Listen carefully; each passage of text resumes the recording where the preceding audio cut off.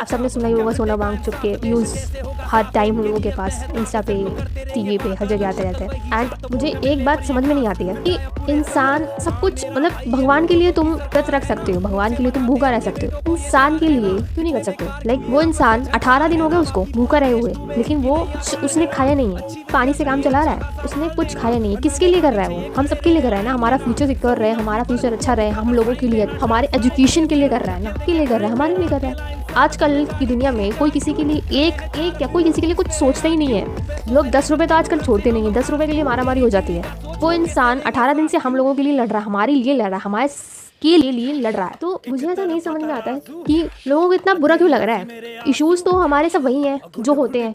I think लोगों को लगता है कि ये इश्यूज बहुत इंपॉर्टेंट नहीं है, या फिर नेशन के लिए, इंडिया के लिए बहुत बहुत इंपॉर्टेंट नहीं है, हाईलाइट करने वाला नहीं है। तो हो सकता है कि कुछ लोगों को बुरा लग सकता है इस चीज़ के बारे में, लेकिन देखो सिंपल सी बात है, education is the most important thing, और वही अगर नहीं रहेगी तो क्या ही तुम लोग कर लोगे। ठीक है, तो अगर तुम्हारे पास प्लेटफॉर्म है कुछ बोलने के लिए, एटलीस्ट बोलने के लिए, तो उसके लिए बोलो।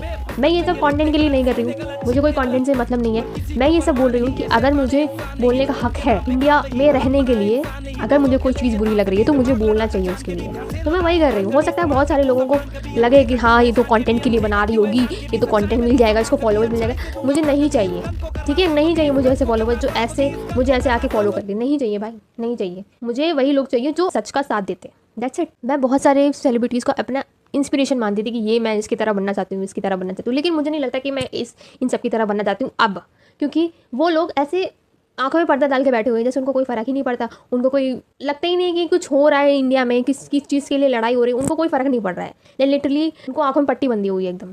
पता नहीं, मैं उनकी तरह तो नहीं बनना चाहती हूँ अब, बिल्कुल भी नहीं बनना चाहती हूँ। और तुम भी उनकी तरह नहीं बनना चाहते हो तो अपनी आवाज़ उठाओ, जैसे वो इंसान उठा रहा है ना 18 दिन भूखा रह के, तुम भी अपनी आवाज़ उठाओ, तुम भी बोलो एटलीस्ट। मैं कितनी बार समझा चुकी हूँ कि लड़कियों को बोलना सीखना पड़ेगा, क्योंकि लड़कियों की आवाज़ ही दबाई जाती है, हमेशा यही होता है। एटलीस्ट बोलो, आज नहीं बोलोगे तो तुम्हें कल बोलने भी नहीं दिया जाएगा। Girls speak up. Thank you.